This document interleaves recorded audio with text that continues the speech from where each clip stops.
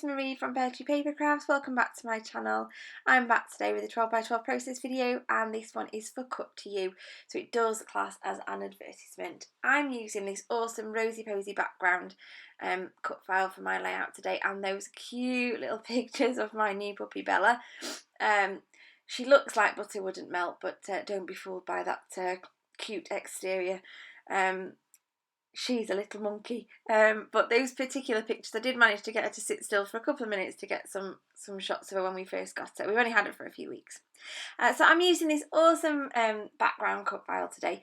I did have a bit of a play with it in Silhouette Design Studio just before I printed it, and that was to remove the very outside line from the files, so that I just had the inside one, so that it would cut it from the sheet of cardstock and leave a wide border around the edge, because I wanted the cut file to reach right to the edges of my page. And what you've just watched me do there is back both of the flower parts with acetate, because I'm going to make those into shaker pockets. And I'm now backing each of the leaves using some vellum. And I was going to stick big pieces of vellum on, and then I was going to cut it out, and then I realised vellum is see-through, so I just placed it on top of the cut file, drew round the shape I needed, and then cut it out so much quicker. I don't know why I've not thought of that, doing that before, and I often back things in vellum, but I've never thought of doing it like that, and it's so quick. So really pleased with how quickly that came together. I don't make you watch it all because it does take a few minutes, but you get the idea. So the flowers are backed in acetate and the leaves are backed with that vellum, and I'm just using that fine liner glue to go around the edge. I do always spread it with my finger first before I put anything down to stick, just so that it doesn't accidentally splurge out of the sides and make a mess. Now what I'm doing is using some adhesive foam, and I've cut it into very, very thin strips, and I'm just tracing it around the edge of those flowers so that I can create my shaker pocket. But then I do decide to go around the middle section separately as well, because I thought, well, I could use two different colours of sequins in here, so that's what I'm going to do. So I've got two little sections. I've got like an outer section and then an inner section on each of those flowers. So just cutting some more foam. Again, I don't make you watch me do all of this, but I do just trace around the outsides, fill in all the gaps. There we go, so it's all ready to go. So then I'm just going to get my sequins. I'm going to use some of the lighter pink for around the edge of the flower there, and I'm going to use some darker pink in the centre. That lighter pink mix has got some blues in it, some dark blues, and I just decided that I don't really want those dark blues in there. I just very quickly apologise for the camera kind of zooming in and changing its focus all the time. It's behaving rather strangely today. I think I need to have a play with the settings, so my apologies. I didn't realise it was doing it until I looked at the video afterwards. It doesn't do it too much more. So there's all the pink ones going around the outside, and you can see that central section there that I've left. And then I'm going to use those, like I said, that darker colour for the centre of the flower. I do and ah. Oh no, I get a different mix out completely.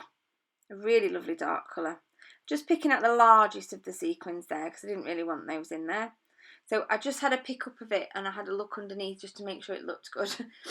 So now I'm going to go around the outside with my fine liner glue, and then around the inside as well. Those pesky sequins do keep getting stuck onto the glue though, so I keep having to flick those back off again. And then I go round the edge of both of those. And then I'm going to take that piece of wood grain paper and stick it on as my backing sheet. Now that's from the Cocoa Vanilla Studios Midnight collection, one of my all-time favourite collections.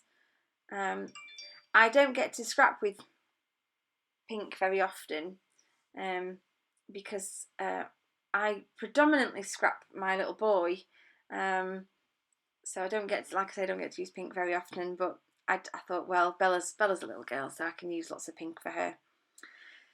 So I chose those two words, sweetheart, to use as my title, and then I'm just going through the tub of ephemera from the collection and tucking all sorts of different bits and pieces in. all over my layout, because I want to just sort of fill those spaces with more florals and hearts, and I have been dying to use that banner for absolutely ages, and finally I can use it. I found a space where it fits on a layout, and I'm just going to tuck it under the title there and have it going across to the edge. So I'm really pleased with that.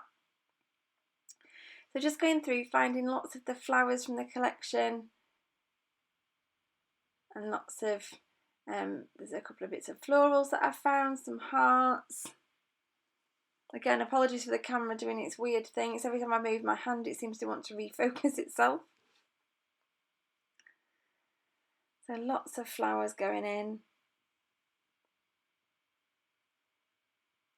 And because I've used that darker title, I do decide I want to have a couple of darker elements on the page. I loved that little banner there as well that said "My Darling" on it. I was going through the ephemera again. And I wanted that little jar of hearts.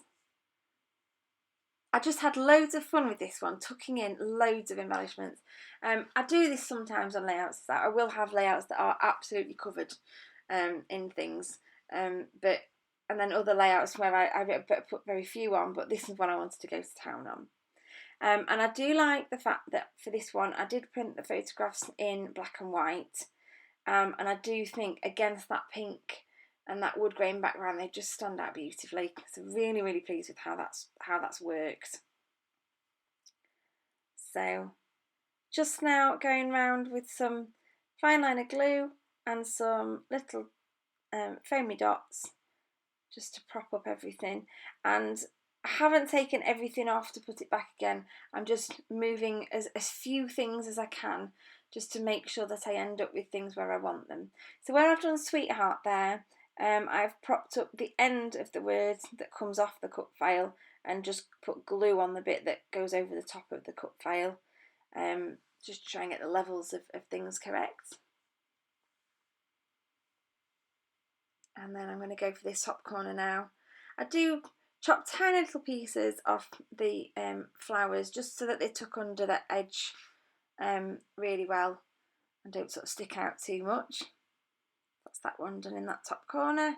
And then here comes my photo. Now I do decide before putting the photographs back on that I'm going to use some of the offcuts that I've got from the collection to add a little bit of layering behind the photos and some more of that sort of darker colour. So I've gone with that stripy paper just behind there, as you can see, top and bottom. And then I'm going to use some of that floral paper down each side. So again, just little pieces. You don't need to cover the whole of the back of the photograph. I'm just using little tiny pieces. And do I decide to use that pink? I think I do.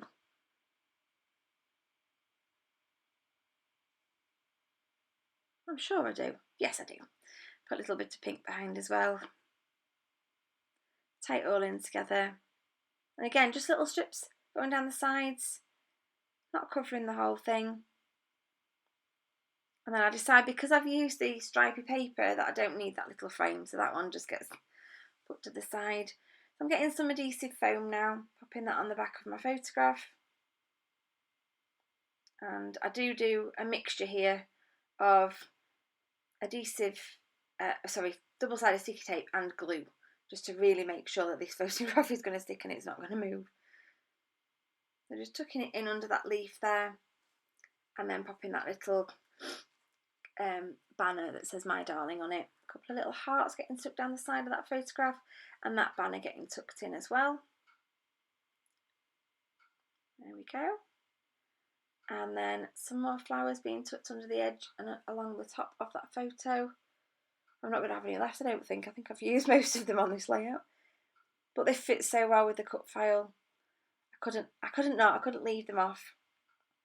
I knew hiding in that tub I had another leaf.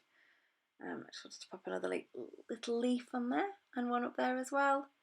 And then I do decide to cut the jar of hearts in half so that I can tuck it underneath that photograph there, but then I've got half of it for another layout as well, rather than hiding it away. And that is practically me done for this layout, I think. There's not much left for me to do. I do just write Bella's name on this little tag here.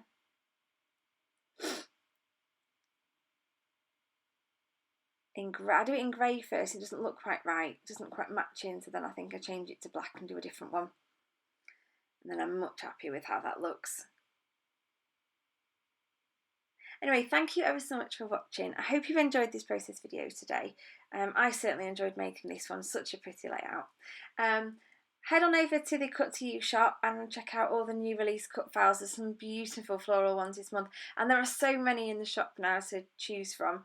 It's quite hard to choose, but there's loads that you could use on layouts. There's loads I still want to use. And many to choose from, and there's lots of lovely Christmas cut files in there as well now too, as we head towards December. You'll see there that I am just fussy cutting a few butterflies. These aren't from the Midnight collection, these ones are from the Happiness collection, but they're so pretty and they fit perfectly with it, so I had to squeeze some of those in as well. Anyway, enjoy your scrapping. I hope you have a lovely day. Thanks very much for watching, and I'll see you again soon. Keep watching for some close-ups. Bye for now.